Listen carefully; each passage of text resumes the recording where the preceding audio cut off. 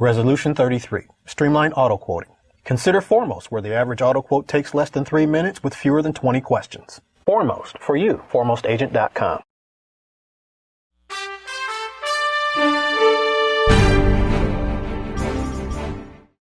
John Norwood, principal of Norwood Associates, is one of California's best-known legislative advocates when it comes to the insurance and financial services sectors.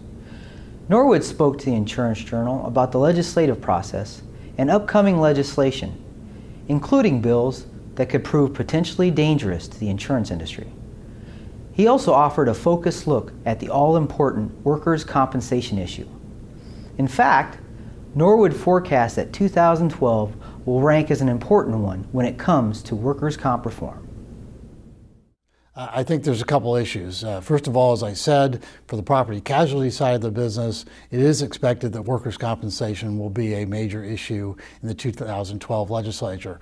Ever since the 2002-2003 workers' compensation reforms, labor has been concerned about that they really got the short end of the stick. There's been some recent studies that PD benefits were, as a result of that legislation, were cut over 50%, maybe as high as 70%. And that's been a top priority for labor, was to change the PD rates. The Department of Industrial Relations were supposed to adjust those 5 years out, and they basically, under the Schwarzenegger administration, did not do that.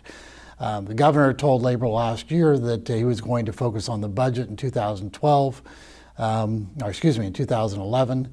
In 2012, he would look at workers' compensation. So there are already groups on the employer side, labor side, insurer side that are meeting on the issue of workers' compensation. The governor's indicated that he will increase benefits if there can be reforms and cost savings to fund those benefits, and that's where the discussion is going right now. I think we're going to see a number of individual bills on workers' comp, but ultimately there'll be one or two major reform bills that will trade reforms for benefits. So we expect that. Health insurance is one we really have our eye on this year. More and more property casualty agents are a significant portion of their income is coming from employee benefits, including health insurance. So most of our members are telling us now 25 to 40% of their income is coming from employee benefits. So it's something we're paying a lot of attention to.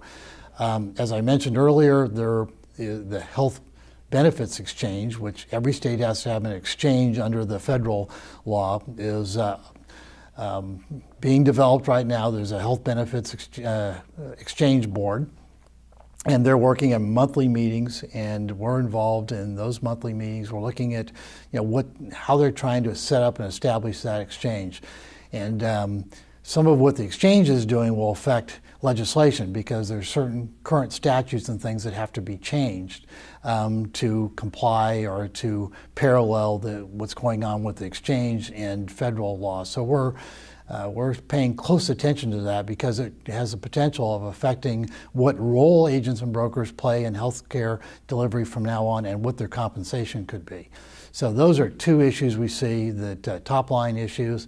Also, we expect the insurance commissioner to have a package of legislation this year. He was successful on several bills last year. I think that encourages him to come forward this year with a number of bills.